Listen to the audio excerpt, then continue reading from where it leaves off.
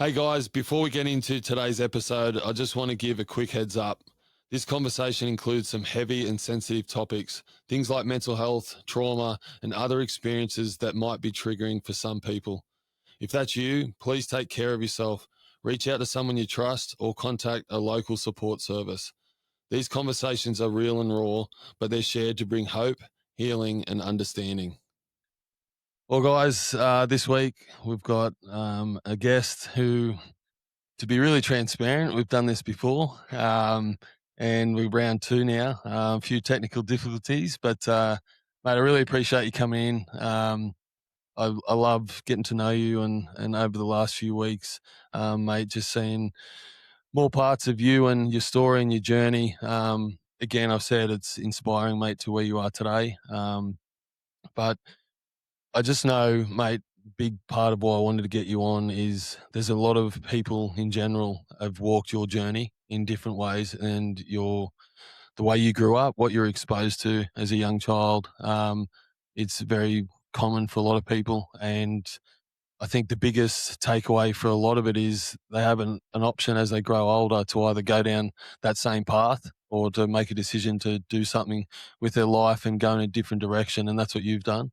So I'm really proud of you, mate, for that. And like I said, you're going to help so many people, through your story and just giving other people the opportunity to speak up and be open about their trauma and what they're being exposed to, and not be embarrassed or shameful about it. But again, mate, I appreciate your time, and welcome to Rise Above. Thanks, mate. Thanks for having me on.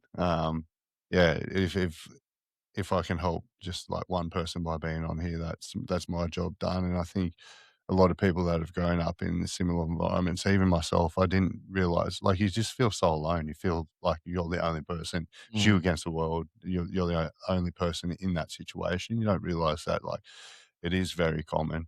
And when you don't realize that it is as common as it is, it's daunting, and it's easy to go down there, follow suit, and just continue that cycle rather than turning left or the opposite direction and trying to make something for yourself. So I love what you do, and I love your vision and your voice and the way that you empower those around you. So privileged to be on the show. appreciate it, mate.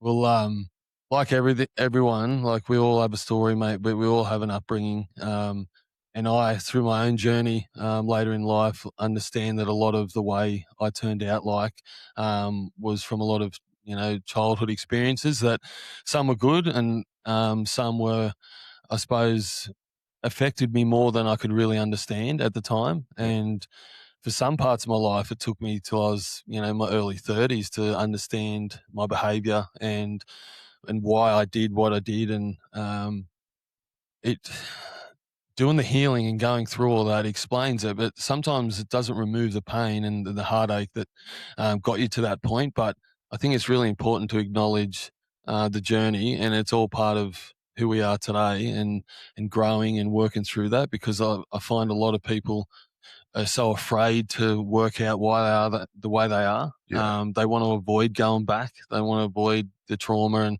they think by just sweeping it under the rug and forgetting about it, that it never happened. yeah, But unfortunately, if we don't heal those wounds, they start coming out in ways in our life that we often are messy, yeah. and we don't really. They're not usually in a positive way, the way they are revealed to us. So. Um, I want to walk back, mate, for you as a child, growing up in South Tweed. Yeah. What was life like for you, mate, as a little kid? Yeah, it was different, I suppose. Just to touch on when you shifted at 30, I think that was when I shifted as well, and in feeling comfortable and confident to sort of dive deep into my childhood trauma, because I didn't realize that I actually had that, and that's the way that I acted. But I think when you get to 30, you start looking for answers on why you behave certain ways, and why those behaviors are starting to become unacceptable. And as men, we take a long time to mature, or Mm, just to even have the courage to want to mature and look back. But yeah, growing up, I grew up in South Tweed in a housing commission house.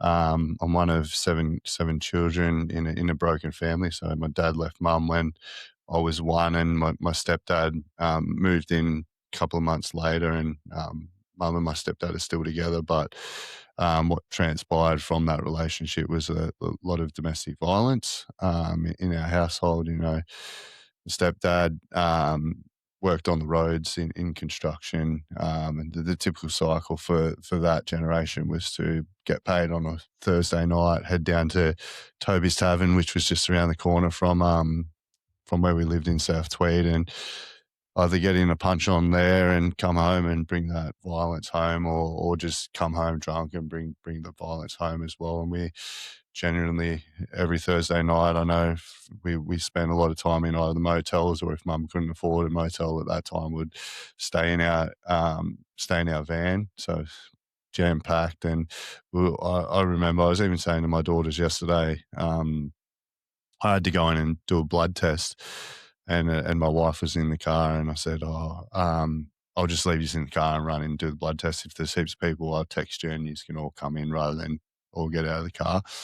I said, "Do them when I got back to the car." I was like, back in the day, we used to pull up to the tavern on a Saturday and have to sit in the car with no iPads, nothing, and wait for hours on end before my stepdad would come back out or whatever it might be. And just crazy how the world shifted. But yeah, that cycle lasted so long of, like the Thursday nights. And it wasn't until I was in my 30s that I realized that the reason I have panic attacks on a Thursday night is just that stress response. I always have either a panic attack or find it hard to sleep on a Thursday night, and I never put two and two together that that's what it was. It was like my body was so programmed to be like, "Oh, it's going to be violent tonight." I fortunately knew from an early age that I wasn't going to continue that cycle. Like, I was real into my footy. It was where I found my sort of safe space. Loved running. Loved absolutely beating myself up. Started boxing when I was 4, which, to my stepdad's detriment, that didn't help him out later in life. But yeah, the cycle was pretty brutal. But looking back on it now, it was very, very common. I hid it from a lot of people as well, because a lot of my friends and that, grew up in households where they didn't have a broken home, or their dad wasn't an alcoholic, they were a professional worker, but they probably had their own challenges or their own, I would say, abuses in a way. But mine was just a lot different, and knew that I didn't want to be a violent person. I learnt discipline, and what discipline is pretty early on. And yeah, left home when I was 14. It was a Thursday night again. I remember it very vividly. His dad come home, used to get in mum's face and abuse her and say everything and get pretty violent. And I used to always stand in front of her and front of him, and mum would pull me away. But this night I just said, "Look, I'm going to be a man tonight." And yeah, I stood up for mum, and then was asked to leave home at 14, for almost 15, I think, as well. So I took my little sister, we're the same age, 11 months apart, and she went to her boyfriend's, and I just couch surfed for a while on a friend's parents, in a friend's parents' house, and then would float to and from, sometimes go home, and just tried to work out how to do life as a very immature 14, 15-year-old.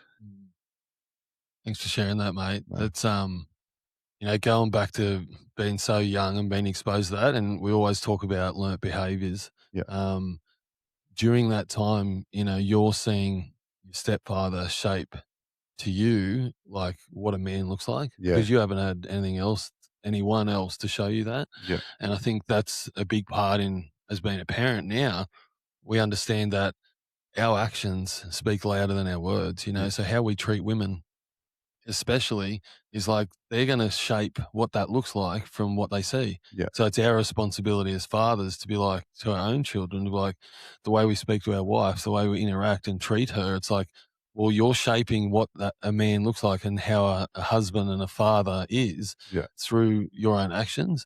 And so it's easy for you to grow up. And even though it was so negative, unless you work on those parts of your life, that's what you even though you didn't like it, you learn to believe, well, that seems normal to you because it's happening all the time.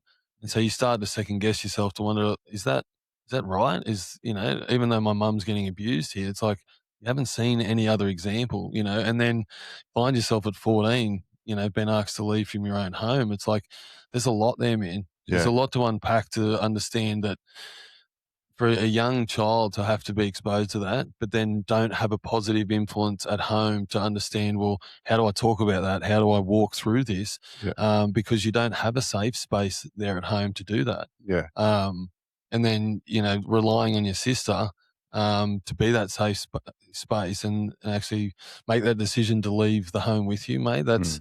It's really confronting for such a young person. 100%. It's like if you look back at it now, that behavior that was shown to us then was like it's acceptable to be violent, like, and it's just normal. And you think it absolutely blows my mind. Like my daughter's about to turn 11 in 3 years. That was me leaving home, and I'm like, she's way too young. Like Mm. she's absolutely way too young to be exposed to this, or like to have that behavior being shown as acceptable. And there's no way in God's name that I'd let anybody or my daughters even think that that's acceptable. That when they're older, that they can have a partner that talks to them like that, that doesn't listen to them or doesn't give them a voice or make them feel safe. I think the biggest thing is feeling safe in your environment, because then that opens the door for the deep connections and you stop wanting to hide stuff from your parents and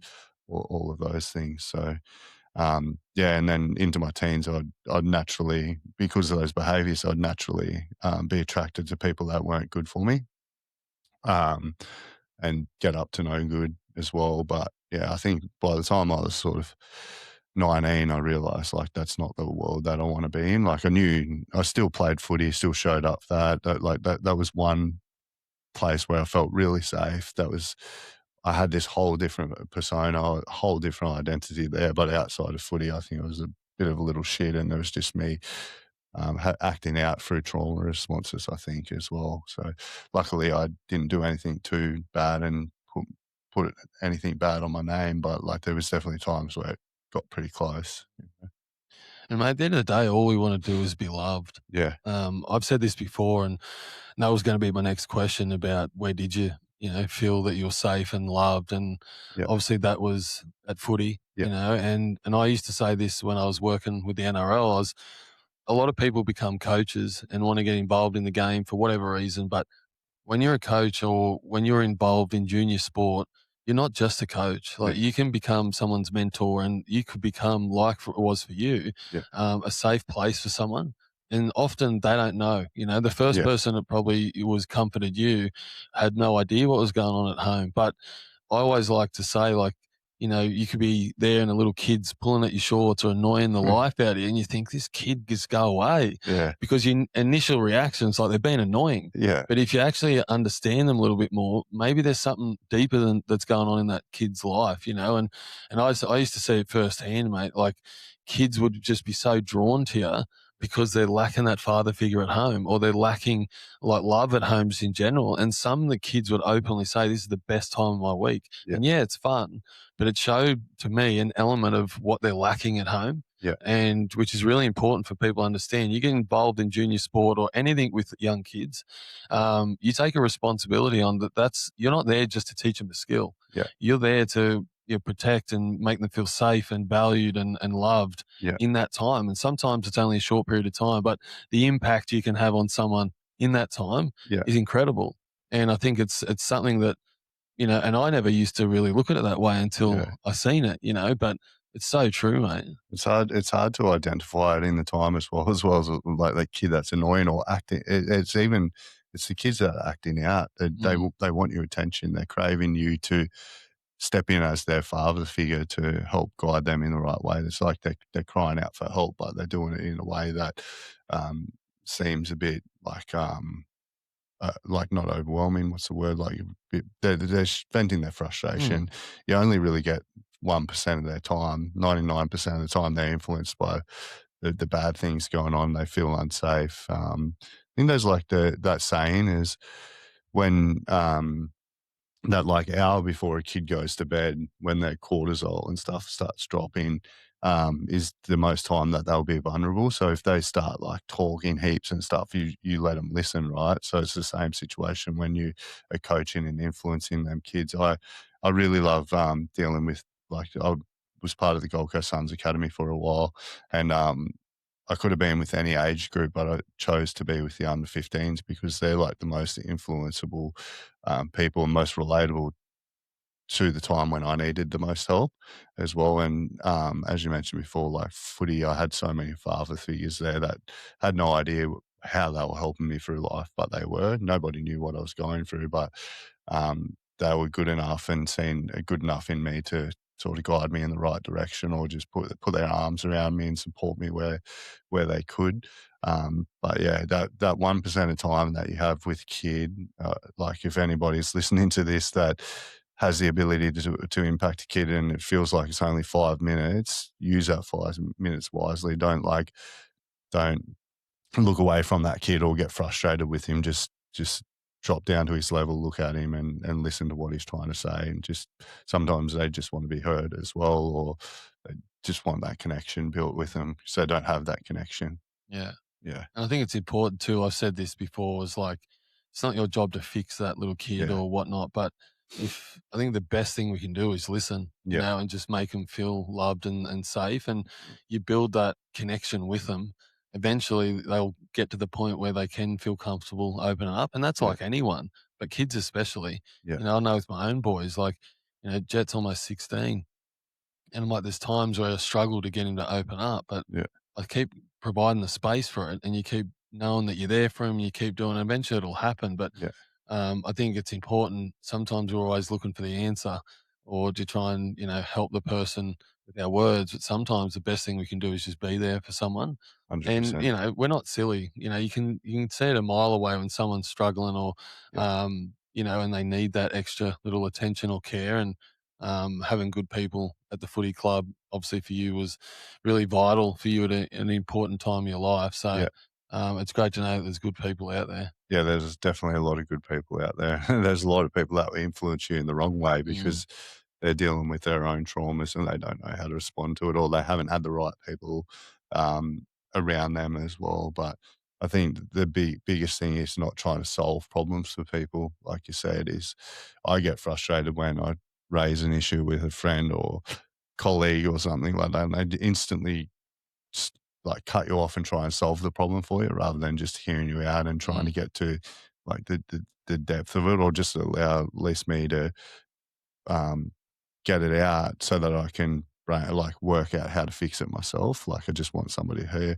and then be validated. Sometimes you just want validation that what you're going through, um, isn't just made up in your mind, because that's my biggest problem all the time. I'm like, "Am I making this up in my mind, or is it like, is that self-doubt thing," right? Where you just haven't had that love or support growing up. Like my even to get a hug out of my mum now, I've become a hugger, like, just because it just feels so fucking good. Like, I remember when I went to, I started going to a run club maybe in 2022 or 2021 down at Crumb there, and someone gave me a hug, like a guy in the morning, like to say hello, and I was like, I walked away and I was like, "Fuck, that felt good." I was like, I didn't realize how good it felt. Like, I'm like, that just changed my whole day. Like, it actually changed my whole day. So now, like, when I see my mum or even my sister, I'm like massive, like, bear hug. And we didn't have that growing up. We weren't shown how to love each other, how to love like your siblings and stuff like that. So now I'm like, I make a real effort to like hug people when you can see they're struggling or whatever it might be. But especially my family as well, I'm forcing it on them. And then my sister's youngest daughter, she's like not affectionate at all because it's a generational thing. It just comes down in the bloodline. mm, So I'm like massive. I'll like pick her up and bear hug her. Yeah, it can really change mm. your whole day, really. Mate, I want to talk to you about that because it's like my youngest, Blaze, he's 13, Yep. and Jet is really affectionate, a 16-year-old, Yeah. and Blaze was to a point, Yeah. and then as he grew a little bit older, he wasn't as affectionate, or you'd to try and hug him or whatnot. Sometimes he'd Yeah. be really standoffish and he didn't Yeah. want to do it. And I remember going to a psychologist about it, like just my own journey and Yeah. talking about that. And just like, I'm just struggling with the young bloke. Like, he doesn't want to hug anymore. And he grew up being such an affectionate kid. Yeah. He's like, when did he stop doing it? And I'm like, and I look back and I told him, and he's like, and what happened around that time? I'm like, me and his mum went through a divorce. Yeah. And so naturally over time, everyone used to think it was like not so much funny, but like even my wife's family would chase him around to try and hug him, like, and he'd run away from it. Yeah. And it became almost like everyone thought it was a funny thing. No, I'm going to get you. I'm going to hug you. Yeah. But it was a trauma for him. It was Yeah. an experience where he's like, actually, I'm putting my wall up here. Yeah. And it comes and goes. Like, and I think for me, we acknowledge that, you know, without being a psychologist, he said it was like, I feel like he's put his wall up when that happened Yeah. because, Protection. yeah, exactly right. He's like, if I cling to love or whatnot, maybe it's taken away from me. Yeah. And it might sound, twisted for a lot of people, but I can understand that. And so I've never pushed it on him. I've always made myself available for it. Yeah. And sometimes it'll be a side hug. Sometimes he'll do a normal hug. Yeah. And when he just does a normal hug, mate, like it's, Feels I good. embrace it, mate. I'm like, how good is this? And even like stages, without talking about me too much, but Yeah. of saying like, I love you. Yeah. Like, the kids always grew up like, love you, dad, or finish a phone call, like, love you. Yeah. And there's a moment where Blaze stopped saying that on the phone. I'm Yeah. like, does he love me? And It's I'm like, tough. and then next minute he kind of went away and he'd mumble it under his breath. And then in the last like couple of years, it's come back again, and I think it's a journey thing for the kids. Like I've said, my kids have been exposed to a lot of trauma themselves, but I suppose because Jet's been so consistent the whole time, where he's so Yeah. affectionate and love your dad, he's the first to say it, and he's, loves a hug, and then Yeah. you've got another child that is probably working through the trauma a little differently. Yeah. It's why when you said it, I was like, well, I've seen that firsthand with my own son. Yeah. Um, and it was important for me then to talk to, Lydia's family and that. And it's Mm. like, don't be chasing him. Like, it's not a joke for him. Like, this is Scary. painful. Yeah. Yeah. So I don't want to give him any more trauma than he's already experienced, You know what it is. Like I'm not a psychologist either, but my lived experience and me being able to identify this has like saved my marriage for sure. And it's the reason that he like, so it's his step auntie and uncle that are chasing him, right? Mm.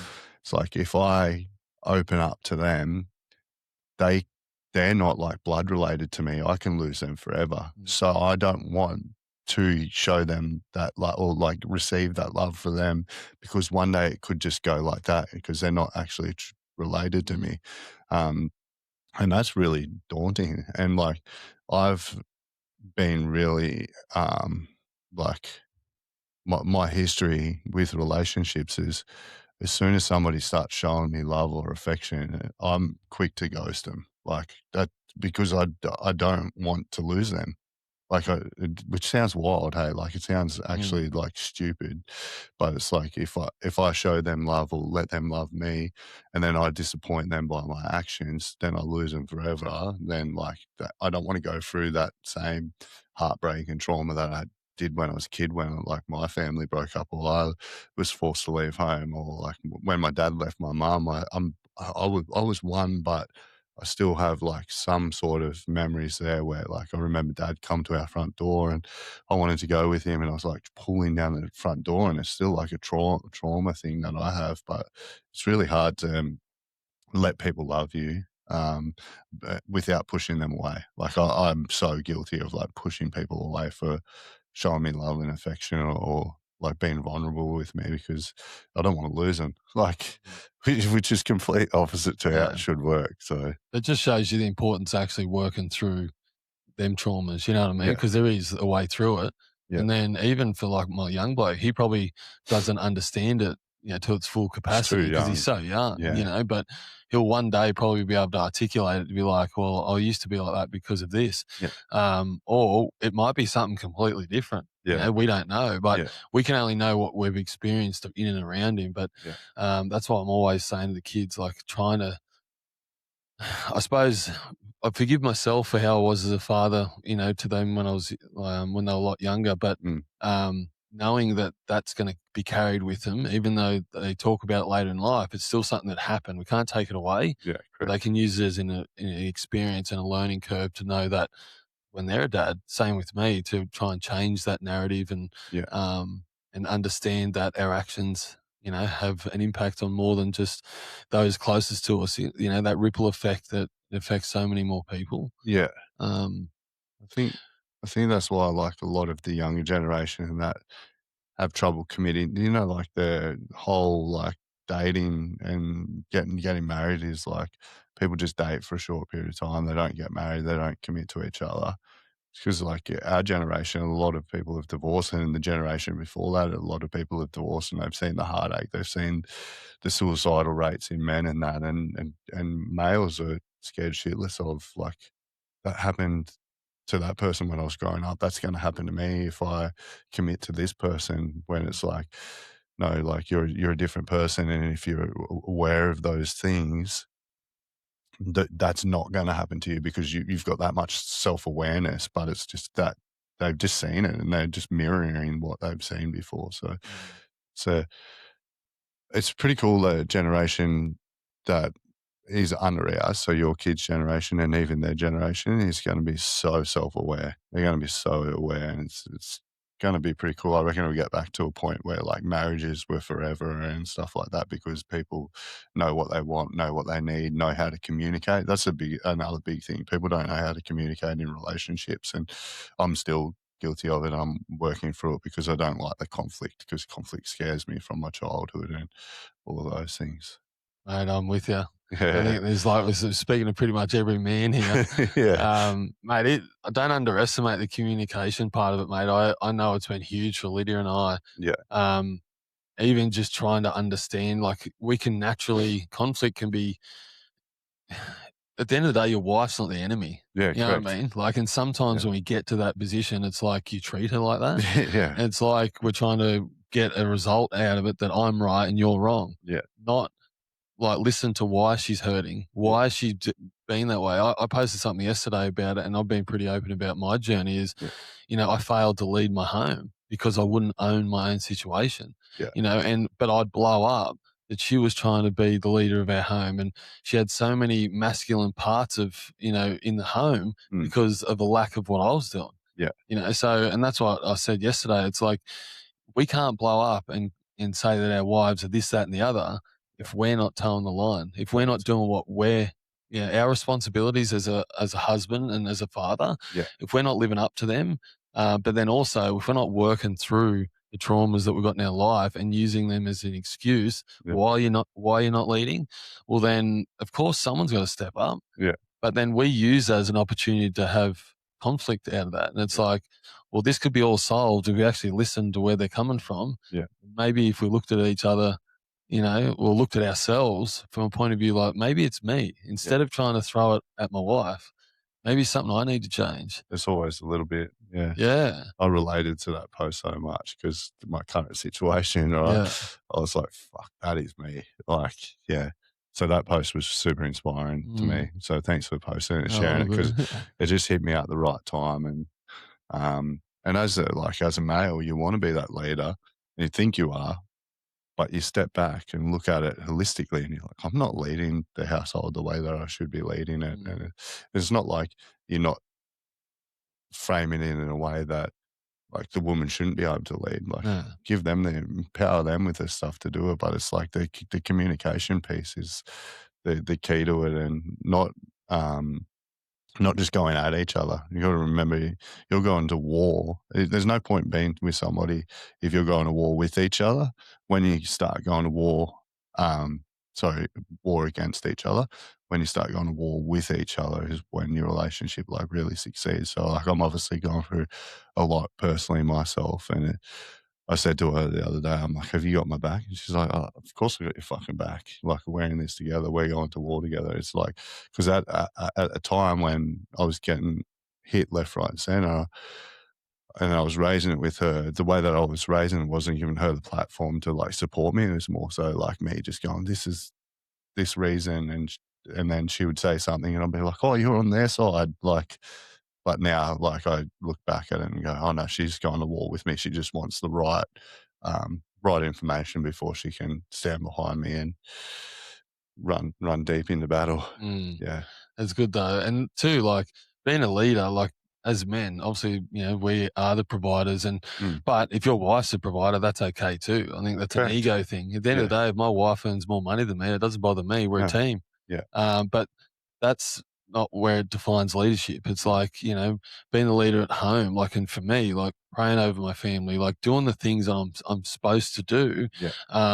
and being close with the kids, all these little things that we don't appreciate, Yeah. and they're the ones what our wives want us to do. They don't Correct. care about the money and all these other things. It's having the focus on our family and leading them the way we're, meant to. And Yeah. I think even just the little conversations, I used to say, I'd come in the house, and obviously me angry, can look very daunting for a young kid. Correct. Yeah. And I never used to understand it because I never grew up with it. And so I'd walk in the house, and I used to think that I was covering up the way I, was feeling to others, and the kids would feel it, and Yeah. everyone in the house would. My presence would be so thick in the room, and I used to just walk around with the head on all the time. And Lydia used to go, "These poor kids."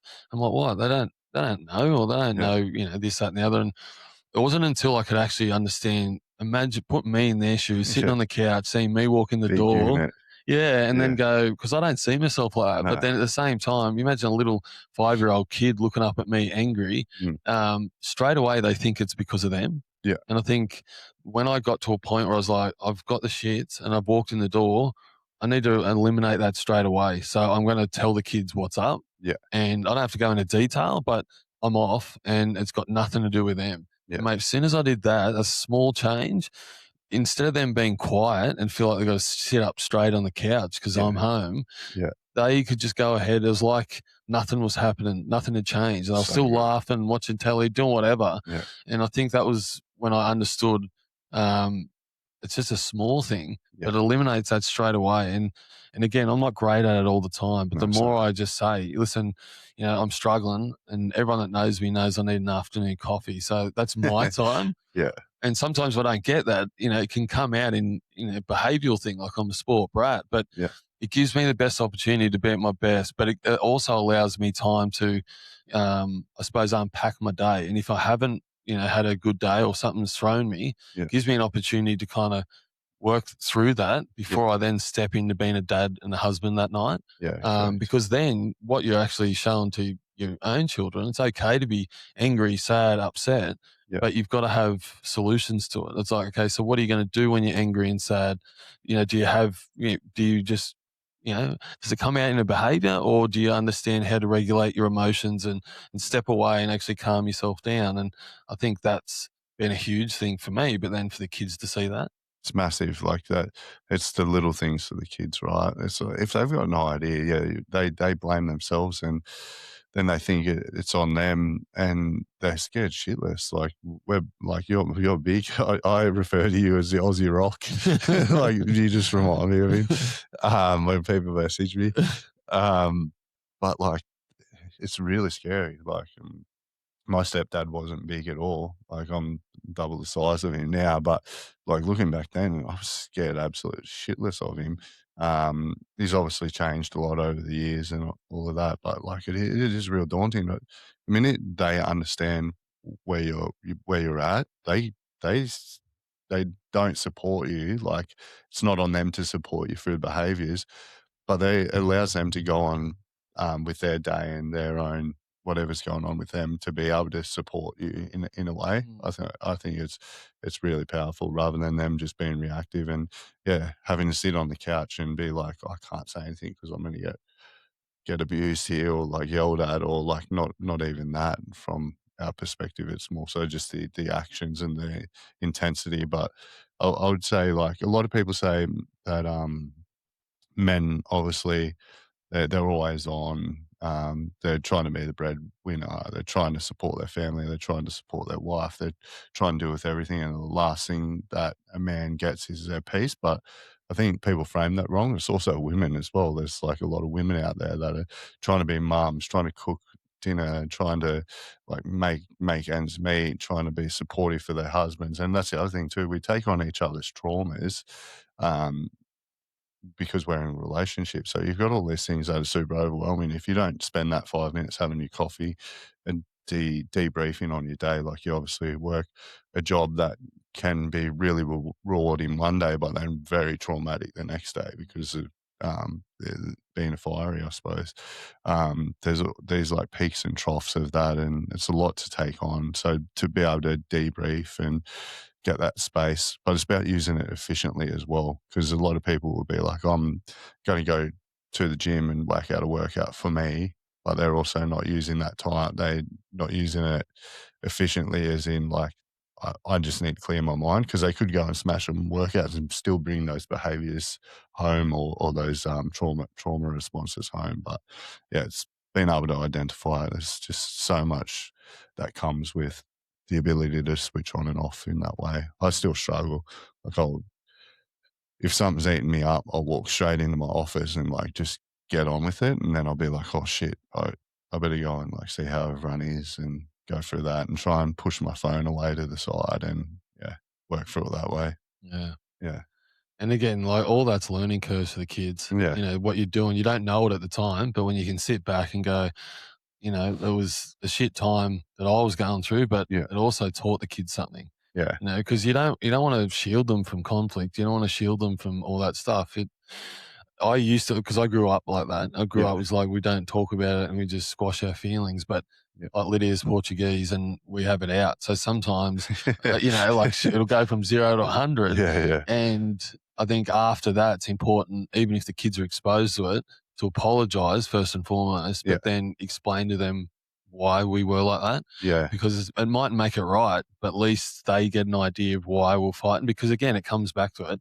Unless they can hear it word for word, Mm. they'll often think, you know, especially my stepson would think this, it was all about him all the time. Yeah. And he would often say it because he'd say it to his mum, he's fighting about me again. Oh wow. And that's when it hits home because it's Yeah. like he has heard things, you know, and he's being exposed. So that starts, I suppose, painting a picture for himself to think like, oh, I'm just this naughty kid that, you know, I cause issues for, you know, mum and Yeah. Dane all the time.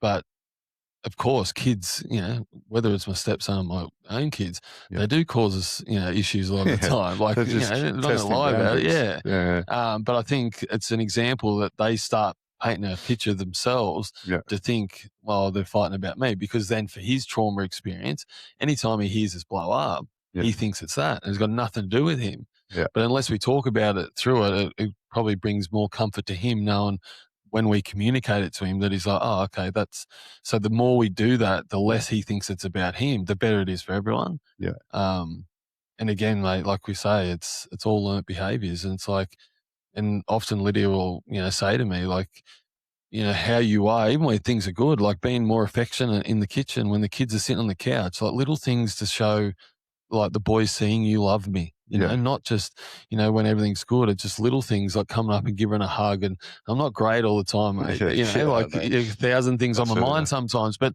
it's the little things that we can shape. And going back to your own story is how we view being a man and how Yeah. we love on our wives and how we treat people. And um, I want to go back to that part of it because obviously you leave home at 14, but how did it start to impact you? Because at that age, obviously, you know, would start meeting girls and getting in relationships and stuff. How was what you grew up and being exposed to? How did that shape how your relationships, you know, with women, especially? Yeah, yeah, it's a bit tough. Just on that, I think I'm big on teaching my kids emotional regulation now. It's like not hiding the fact that I'm frustrated, um, but like when they see me vent out or just like go into my own little hissy fits, not like that I go off my nut. Mm. It's just more like get really frustrated, show frustrations. It's like about showing them how I regulate my emotions, so they don't just know it's either one or the other. It's like you can balance it out, and I think nobody's ever really taught emotional regulation as a kid. But on your question there, yeah, it's tough. Like I've always found it really hard to um, commit to like the one person as well, because like I'm scared shitless of showing love or like letting somebody love me, and then for the fear that I'll lose that, and have had a lot of like self sabotage and stuff like that throughout my years of relationships where things are going good, but I'll just sabotage them because I feel like I don't deserve it, or like, yeah, I don't deserve to have a happy household because that's I didn't grow up in one. So why should I be allowed to have one now? It's crazy how your brain just absolutely destroys itself for no apparent reason other than that traumatic response. But yeah, I had like a lot of different girlfriends growing up, and it was always like jumping from one to the other as well. It wasn't like now where um, when I separated from my first partner, my first long term partner, I I took like 5 years off actually like getting into a relationship. Previously to that, I would like go from relationship to relationship just because like one, it's crazy. One, you want that, like you want to felt worth and valued and felt like loved in a way, or just felt wanted. You want to feel wanted. That's the word. And then as soon as they show you that they want you, like get away from me, or start looking elsewhere, or get distracted by other things. So it's really hard for me to juggle that as well now. And I've been with my new wife, Katie, for 5 years next month. So it's been a really good journey. Like she's really solid for me. Complete polar opposite to what I'd normally go for, which is crazy. But she's got both sides to her as well. So she rides motocross and does bikini, like used to do bikini modeling. So yeah, a bit different. And she's an engineer, so it's like she's smart, attractive, and yeah, it just works really well. But in saying that, like we've had our own challenges before. Like I try to self sabotage in this relationship, but I'm super aware of it now, and I'm like, oh shit, what the fuck am I doing? Like idiot. So yeah, it's a journey. Life's like a real crazy journey, and if you're not super comfortable with actually digging into your behaviors, it's a tough road for sure.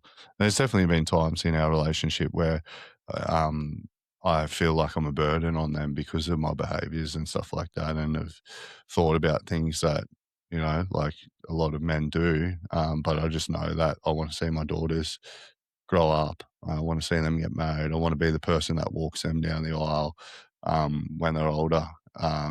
So I would never like act on anything stupid like that, but it definitely crosses my mind as being a burden for sure. So yeah, that's a roundabout answer to your Yeah, question that's there. all good, man. Yeah, yeah, On that though, because I obviously experienced my own journey with suicide, mm, um, and grateful that it didn't work out for me, yeah, obviously. But I know the feeling of waking up and feeling not worthy, and yeah, and it was the first thing I used to think of every morning. Like I don't want to yeah, be here anymore, yeah, and suicide was at the forefront of my mind. yeah, It's like, and I always had a plan, always knew how it was going to end up, yeah, but it was like, as soon as I got distracted, and that's how I got through those thoughts yeah, at first gotcha. thing in the morning. I was Yeah, like, something would happen, and obviously I had footy as a distraction as well. yeah, I was over in the UK at the time, and as soon as I would get to training, it's like I was a different person straight 100% away. facade. Yeah, Yeah, but it helped me forget about those feelings. But then because I never dealt with them, yeah, then when I'd come home, they'd appear again, mm, or something would happen. I'd be triggered, and my first thought was, "I'm out." Like I yeah, want to be gone it's again, easier. and that went for so long, in Yeah. my life. But when you get those feelings and thoughts, like what was something for you that you work through to take them away? Yeah, I think it's just the girls, like the impact that it would have on the girls. Because it's wild how you like in one sentence you can be like, I'm a burden on these kids and I don't want them to grow up with the trauma that I'm putting on them by like me having like my own mental health challenges and stuff like that. There's some times where I'm in the car and I'm like, fuck this, like this would just be so much easier for them if I didn't exist. They'd be able to grow up like happier life. They wouldn't like do have the tendencies that I have. But then I just have a way of calming myself down by like processing like the fact, you know, like walking the girls down the aisle would be my biggest, greatest like achievement, I think, and just seeing them happy. And it's crazy when I go into a servo and I see someone or somebody working. There's a girl that sort of looks like my 11-year-old daughter, like older, though, that works at the servo that I go to. And every time I see her, I'm like, oh, that's what Brooklyn might look like when she's older. And like that's the things that pull me into check as well. And I do like a lot of breath work and that to sort of get me through that. And I think some days I'll be driving into work and then I'll just do a U-bolt and go home and jump in the ice bath or whatever it might be to sort of get me that. Actually, the beach is probably my biggest thing. I'll go down the beach and sit, not even go into the water. It's more so just sit up on Burley Hill or D-Bar. D-Bar is probably my go-to. Just watch the waves and just, yeah, contemplate how far I've come and the person that I've become, and that helps me get through it a lot. So, yeah, Yeah, that's good. Like, and for anyone listening, like, there's many people that have these feelings and, thoughts, and a lot of the time don't act on them. But it's like we can continually spiral so mm, far, down a path where if we act on these, earlier of finding a solution, when you're feeling like that, yeah, having somewhere to turn to. I know with my faith, it's like if I had that during that time, I know that's easy one for me. But yeah, it's important to not get stuck in those thoughts, because if you've got an outlet to go and do that and to get them off your chest, or even like you say, a space where you just want to go and listen to your own thoughts and be positive and just almost reset yourself, yeah, to know, because when you break it down, you're not thinking.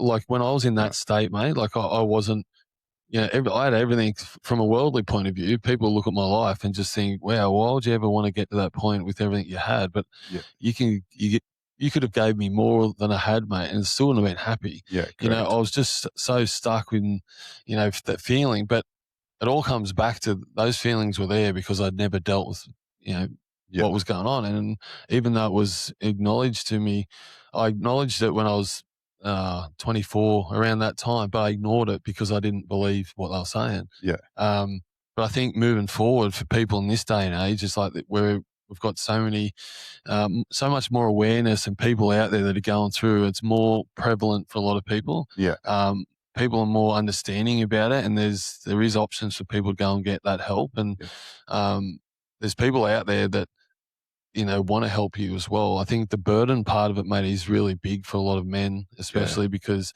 you don't want to. And I've been guilty of it myself, even recently. There's times where I'm struggling with something, mm, and I don't want to pour it on one of my good mates because I know he's going through something. yeah, Um, then, mate, I could be going through, hell and back, but I'd still want my mates to reach out to me. So I've got to think of that. Your good friends, even though they're going through stuff, yeah, it's important to, to reach out and, share that with them, because there is a way through. yeah, And however you justify, um, your feelings and thoughts in the moments, like, you are worthy, you are enough, and yeah, sometimes that voice, wants to tell us different, but it's important to have an outlet where you can, work through those feelings. yeah, 100%. I've actually just started writing like in our bathroom ensuite on my like mirror. I've got like chalk pens now, and I just write so much shit up there, like just to help me get through. Because when I see it, I'm like, no, but I heard on the Chris Williamson podcast, like in three generations, no one will even know your name. And that one like struck a chord. I wrote that up massively on there, and it's like, stop doing shit that doesn't make you happy. Like, stop saying yes to people that make you unhappy.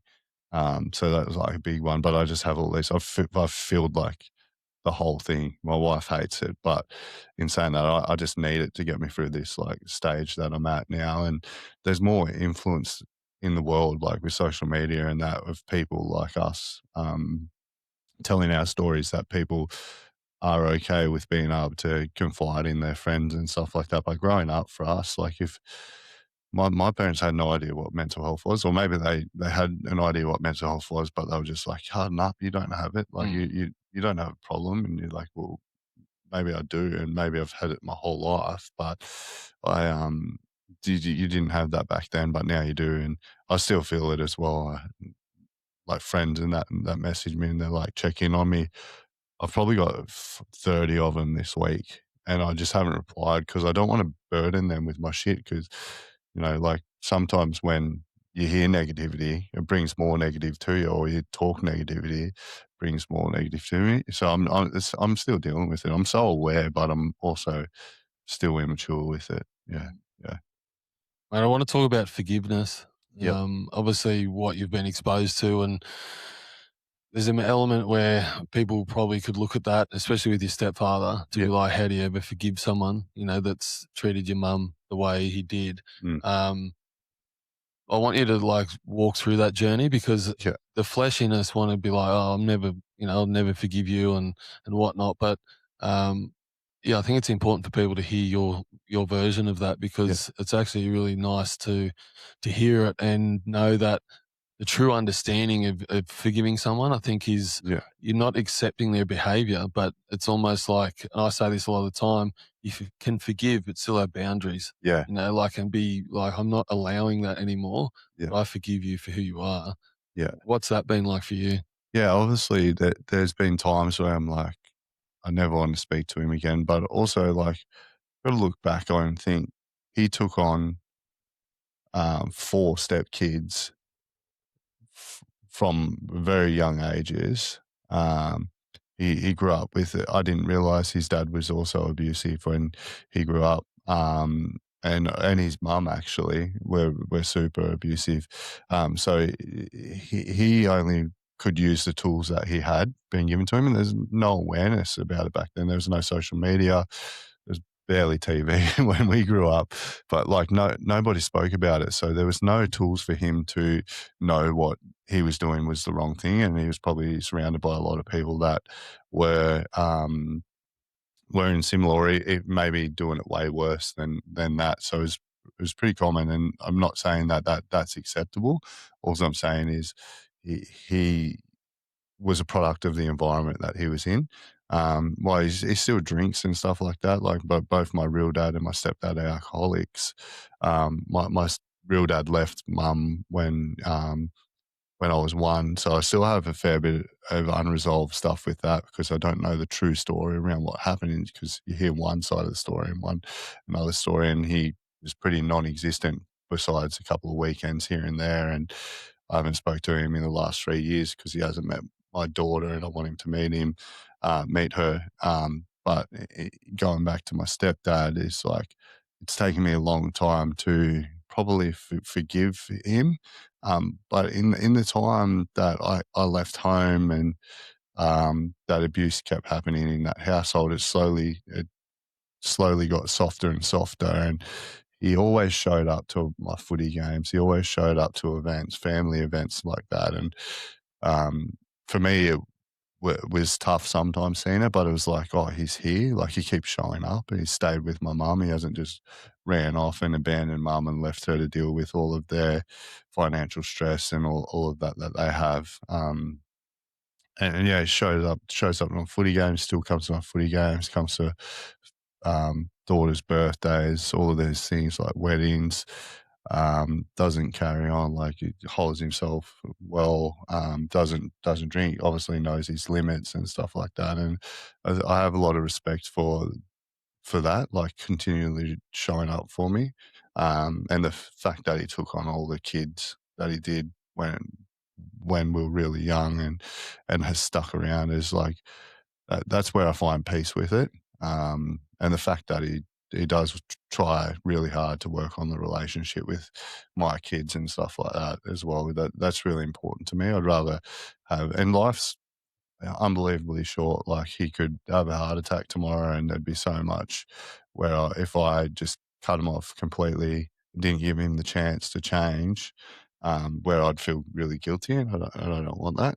And I don't want my like daughters to grow up and be like, I didn't know any of you, then and pop, any of then and pop and stuff like that. And I had a great relationship with my real pop, and that's something that I want my kids to have as well. So yeah, it's been a real journey. I always say like I'll always forgive someone, but I'll never forget what happened. Like I'll never let what happened be um, non-existent, but it happened, and it's about how we move forward as a family so that everybody can get through life without the challenge, like without a massive challenge. Like I don't want to be like, oh, mum, you can't come to this because dad's there. I still call him dad, Mm. and I have a better relationship with him than my real dad, which is crazy. Yeah. Yeah, yeah, yeah, Oh, that's good, mate. And like a lot of people don't understand that. That's why yeah, I love hearing that because even I didn't really understand that because yeah, you grew up like holding a grudge. You're like, I'm never yeah, going to forgive you because you hurt me or you've hurt someone I know. And, yeah, I'm not going to give you the satisfaction. But it's freeing for you. yeah, Like it's not for them, it's for you yeah, because you hold on to that. It's such a heavy weight to carry. yeah, But also, like you say, it's another teaching point for your own children. yeah, And you said before, like, he didn't know, he only knew what he knew. And I say this a lot, like, that's a generational trauma that we've been exposed to, where it's like, yeah, I've never blamed my parents for how I turned out. It's yeah, like they only did their best with what they knew. yeah, But now we're aware of it. The way we change what's happened is then we take on this responsibility to change it through yeah, our own actions. yeah, And that's not just showing them the right way, it's actually healing ourselves yeah, because you see so many broken people that turn to so many things of this world to yeah, try and fill that void, fill what they're missing in their life, but they actually still avoid doing the actual work. yeah, And I've always encouraged people to do it. Like at the end of the day, you can be depends where you define your success. yeah, Like I feel a lot of people feel like, oh, I'm earning a heap of money or I've got this and I've got that. So my life is good now. yeah, But mate, trust me, I know a lot of people that are financially well off yeah, that are broken. And I've got close mates, mate, that are like that. That reach out and said, Westo, I just want to be happy. yeah, Like, because I've said like, what's next or this, and one of my good mates is, and he just said, Westo, I just want to be happy. And mm, it's so refreshing to hear it, but also to know that it's such a true example to go, money doesn't fulfill you.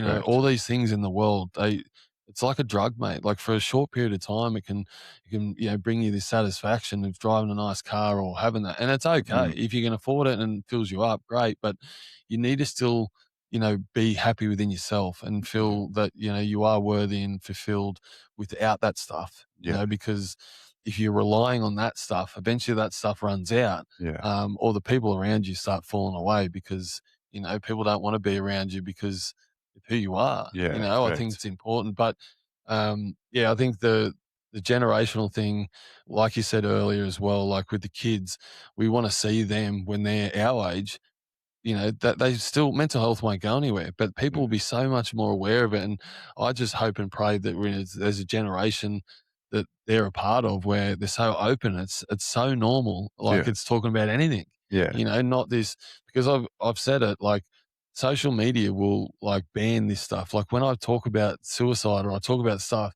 they'll take it away from you hitting the don't get as algorithm. many views on it Yeah, and that, and they shadow ban it, yeah, like anything. And it's like, this is stuff that people need to see because no one else is helping. yeah, No one else, like the government aren't out there like helping this issue. no, You know what I mean? So it's like we've got to take on the responsibility to do it. And the best way we can know is to share our experience, but then do it with our own family, do it with our friends and family, those that we're around. yeah, If we all take on that responsibility, like, and fulfill that, entirely, that's how we'll get change. And I've always 100%. said it's no two ways about it. Like people can come to me and say, this is the answer, this is the answer.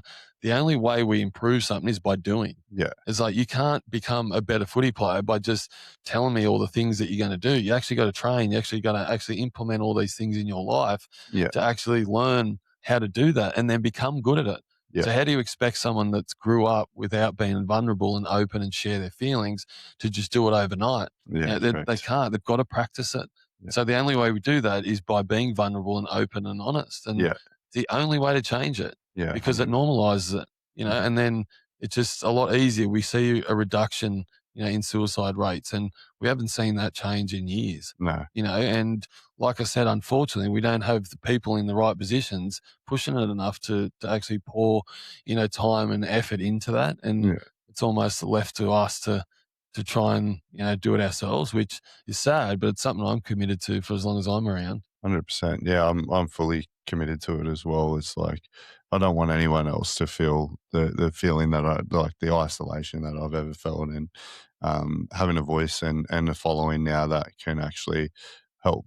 You use that as leverage to help others is pretty important. It sucks that the government can't do it, and we got to take on that burden. But like I'm willing to share my story in the hope that it'll help somebody else. Or there's so many people out there that are in the same situation, and they don't have the right support around them, or the right voice in their ear to go, if he did it, then I can do it. Like I'm I was set up to fail. I was set up to follow in the same footsteps and end up in drugs and alcoholism and that, and I chose to absolutely say fuck no to it.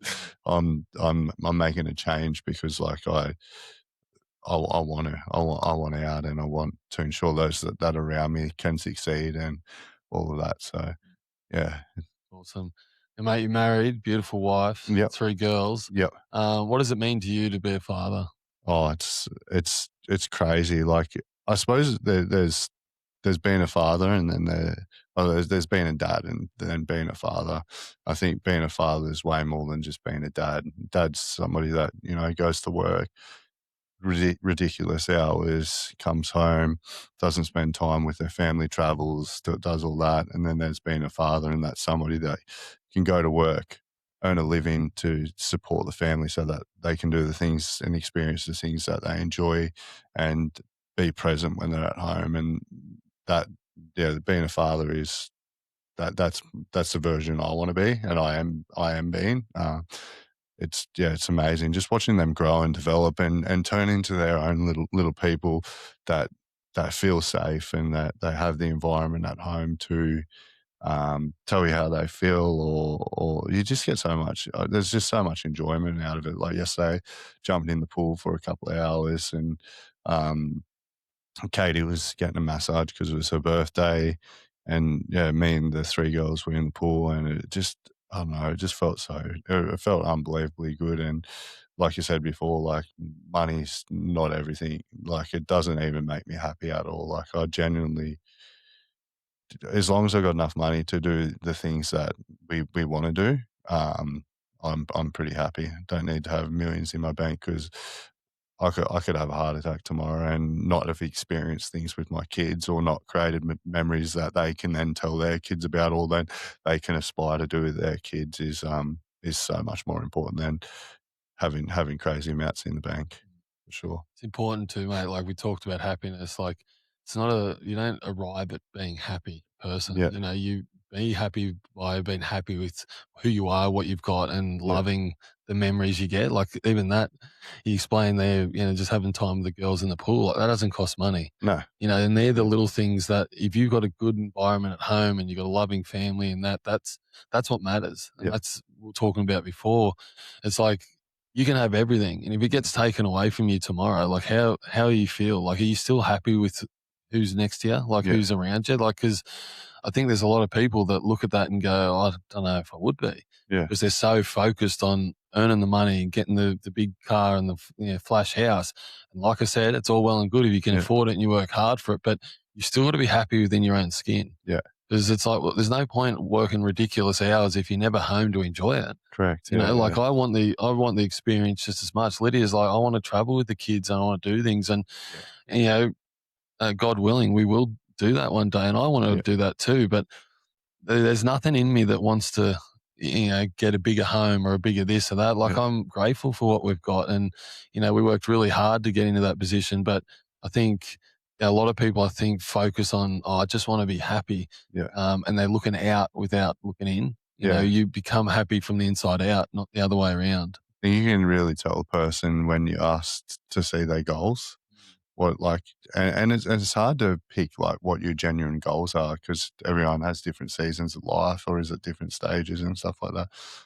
But for years, I've had this big spreadsheet of goals that I want to do, and like I would say, like the top 50 of them are just experiences. They're like Northern Lights in Iceland, and number one is like a winter Christmas in New York with the kids, and like they're all experiences. There's not one that's like earn $100 million, earn this, have this car. It's like, no, these are the experiences that I want to do. And then you look at people that are like, I want to have a $10 million exit or $100 million exit, and that's the number one goal. And you're like, what the fuck for? Yeah. Like what for? Like Yeah. that's just like, yeah, you can have that, but the byproduct of having like a healthier, happier relationship with your family is so Mm. much better Yeah, than definitely. a financial side of things. Yeah. Yeah, Mate, we haven't talked anything about what you do, and obviously a lot of people know you for Rebel Saunas yeah, and what you're doing now. I want to touch on it because it's yeah, it's obviously something you've worked really hard for, and you're the face of, and everyone yeah, knows it. Um, so, mate, how did that come about? Obviously, you journeyed through playing AFL to a period of time, and then yeah, make a decision to go down a path of, I suppose, where you are today now. But yeah. what got you to that? Yeah, I think so it's wild. Sometimes you got to do a lot of shit work to end up somewhere where, and I think the people that succeed the most are the people that are willing to do the shit work, and then um and eventually pays off. But yeah, growing up, leaving home at 14, I thought like, oh, I'm going to end up as a brickies labourer or someone with like an out of trade. Back then, I don't even think you could do a trade if you hadn't done year 10. Mm. I think sorry, yeah, you had to do year 10 to get a trade. So I was like, I'm never going to be a tradie, going to do this. So I'm like, I'm dead set going to make the AFL. Like, that's my goal. Reality is of it is like 0.3% of people that play footy make AFL. And then in that 0.3%, 1% of them make enough money to retire. And then their average career span is 3 years. So the reality is it's a cutthroat industry. It's Mm. really hard to do. Um, and it takes a young boy a long time to realize that it is that cutthroat and detach from that. So, um, I started working for a company that was one of my sponsors, the Australian Fitness Suppliers. They own gym and fitness. Started working in the warehouse with them, and their e-commerce brand. I was pick pack, and actually first part of the working for them was doing some like modeling um, and that for them. And then there was an opportunity to jump in the warehouse. It was around Christmas time. Jumped in the warehouse, picked and packed orders with the owner of that business, who become my best mate. And nobody else wanted to work at Christmas time, so I was like, I'll put my hand up, do a bit of picking and packing. Never done it before.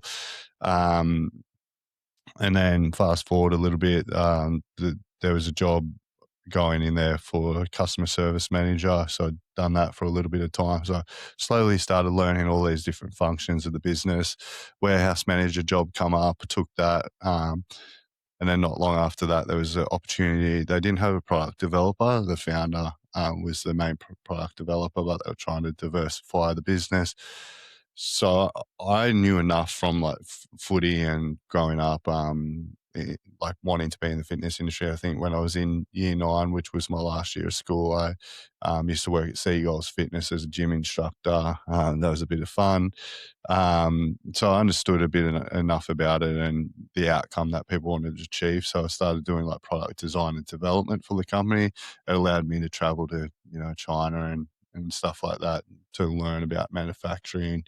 Um, and I really loved it. Like I really enjoyed designing and developing gym equipment because it's just something I was super passionate about.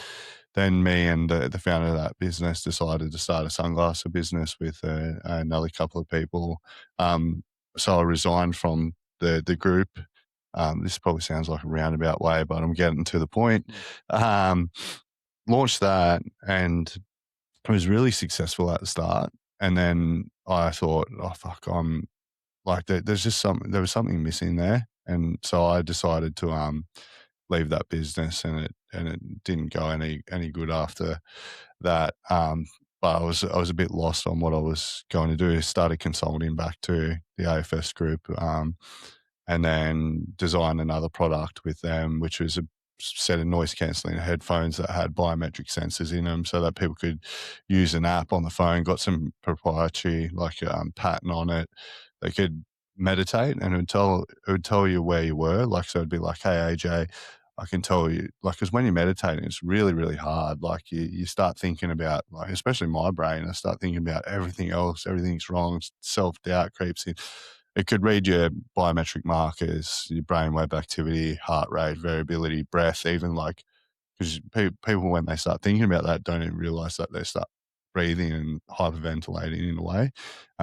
Could read all that and be like, hey, notice you drifting away, let's pull back, and it would be able to set yourself up for a day. But what we learned with that, there was a lot of indication around. It did like full heap of validation and research. People wanted it, but they weren't sure whether it actually worked for them, because when you meditate, you don't feel the effects then and there. Like when you go to the gym, you go get bicep pump, you walk out and you're like, I'm jacked, I feel good.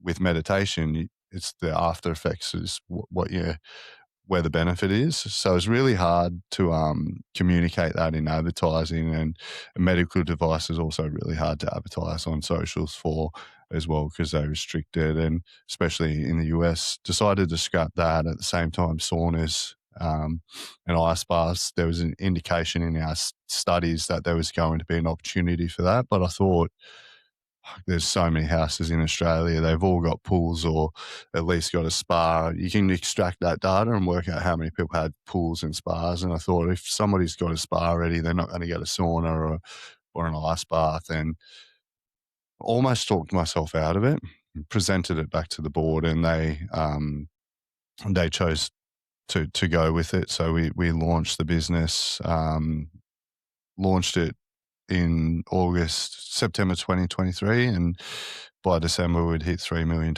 which was pretty cool, which is way exceeded what we were going to do. We sort of thought it'd be a $3 million a year business, and that scaled rapidly. And probably around about like 18 months ago, in 2024, I really I was feeling really good, and done like a lot of reflection. I was like, why didn't the sunglasses thing work out? And where was that shift there? Because that was a good business, but as soon as I left, it lost like the flair that I sort of brought to it. And it wasn't until I'd done a lot of reflection, I realized, like, when I was designing fitness equipment, um, even though it just sounds like pretty cliche, you're actually helping people like live better, happier lives, or giving them the space to deal with their mental health or whatever it might be. So it was like really fulfilling. When I went to sunglasses, like, it was cool when we launched, and then it became unfulfilling really fast because I wasn't able to impact people's lives. And then do saunas and ice baths, and I'm like, this is really cool. Like, I love people, love that when people come up and be like, I was at a Wiggles concert and this guy came up with his wife and daughters. This was just in just before Christmas, and they're like, can we get a photo with you? And I was like, I don't know who this is. And he's like, oh, we bought one of your products. And I was like, oh, that's cool. And they're like, he's like, my wife absolutely loves it. She's in it all the time. And I'm like, this is unbelievably fulfilling. And that, like design and gym equipment, there was a fulfillment piece for me, because these products are actually giving people the ability to have better habits, to live healthier, happier, longer lives.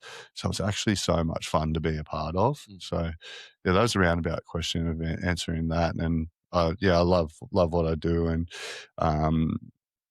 whether it's one of our saunas and ice baths or a different company, as long as somebody's using one, I know that the benefits that I've felt personally as well for mental health and heart health, and just inflammatory and all of that is just, sleep is another massive one.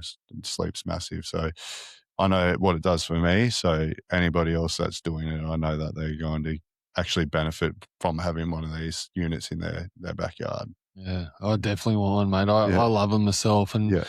work are trying to get them in. Yeah. I was saying to you the other Yeah. day, like, it's a bit of a wrestle again, the Yeah. government, but they've got them in the US. I Like, was about to say that. and Yeah. it's just like, you think about what we're exposed to at Toxins. jobs, and all that stuff goes into our skin. And even though we wear protective gear, Yeah. you take, after going into a house fire, you come out, you take it all off to have a breather because you need to cool down. Yeah. That's when all that stuff starts getting in your pores. So Evaporating. you can't avoid it, but when you finish the job, I think I'm not educated on it, but Yeah. I think it'd be a great thing to be able to come back to the station, have the truck offline for half an hour and Yeah. literally get in there and do, the sauna and the contrast therapy. Yeah. Because the other thing is just how hot you are. Like I know myself, mate, like I'm sweating now and I'm not Yeah. doing anything. Yeah. But like when you in and out of that gear and even just going on alarms and stuff, your body temp is so high. Yeah. I'd love to be able to just jump into an ice bath after going to an incident or Yeah. whatnot. But I think there's a lot of uneducated people that don't really understand the benefits. So you Yeah. just think of the money that's got to go into, buying these products. Yeah. And from the fire service, obviously there's a lot of money that's got to go into that, Yeah. because if one's got it, why can't everyone have it? Yeah. But if they actually understood the benefits and were educated on it a lot more, I think their interest in it would be a lot greater. Yeah. And like anything, mate, it doesn't have to be compulsory. Mm. If it's there, it's just another great, opportunity to better your health. And for Yeah. us, it's like there's so many risks of getting cancer in our job. Correct. Yeah. So it's like, well, if we could be educated on doing it for the right amount of time, the contrast with it, Yeah. showering after it, like all those little things. But I think it can be a huge shift, and Yeah. we've got a generational of people coming through the fire service who are relatively young and they're fit and they're always wanting to train and do things. So, this would just add another great element to our job, 100%. and again, protect us, moving forward. It's massive in the US. I think every fire station has it over in the US just purely because they had it was I can't remember the exact stat, but it was the amount of cancer and the smoke inhalation stuff that they were seeing in all of the fireys over there. They had to do something about it, and yeah, sauning, and detoxing, and like the heart related stuff. It's just about extending people's lives, and then also extending your work life. The fire service doesn't want to churn over staff or rip through them, but you also like want to work at a place where they're actually thinking about your like long term health, because the retirement age keeps going up and up and up, and I don't even know what it is. It's like over 60 now. 65. I don't want to work till I'm like 65 and then go, I'm retired now, I can do all this stuff. And then you're like, actually, I can't move my body. Like I've missed all of this opportunity to do things with my kids, to travel. My kids have got kids now. It's going to be hard to travel. It's about like making everybody's lives easier when they're younger as well. So That's awesome, man. yeah, Mate, well, I really appreciate your time today, I mate. appreciate you. It's, I know you're going through a journey at the moment. Yeah, You've been pretty open with me about it, and I really support you, mate. I'm always here for you, as you cheers. know. And um, but I don't want to underestimate, what you've experienced, but again, the impact this can have on someone else. Yeah, And I know there's a lot of people that will listen that's either experienced what you have or know someone that has, and you're not alone. yeah, And often, like we've shared, that sometimes we feel like we are alone when we're going through certain things in our life and feeling that way. But I think it's important to recognize that you're not alone, and there's people out there that love you. You're worthy and loved by so many people, and I think in those times you need to remind yourself of that. And but for you, mate, I just wish you all the best. It's such an exciting time for you and your family, mate, and life's happening for you, mate. And yeah. I know that there's good things to come for you. And self doubt or anything slips in, just know how grateful you are to have what you have, mate. A beautiful wife and beautiful children. And at the end of the day, mate, that's all that matters. Appreciate it so much. Thanks for having me on, and yeah, right back at you. I've loved meeting you and learning from you, and yeah, just sharing stories, because it's crazy how relatable our stories are, but how different they are. So, and that finding that common ground, it's just added so much value to me. Mm. Appreciate it. Awesome, mate. Thank you. Thank you. Thanks for tuning in to the Rise Above podcast. I appreciate you taking the time to listen and be part of these real conversations. A big thank you to Active Coolangatta for proudly sponsoring this podcast. Your support means a lot. You can catch every episode on Apple Podcasts, Spotify, and YouTube. Make sure you like and subscribe, and I'll see you next time.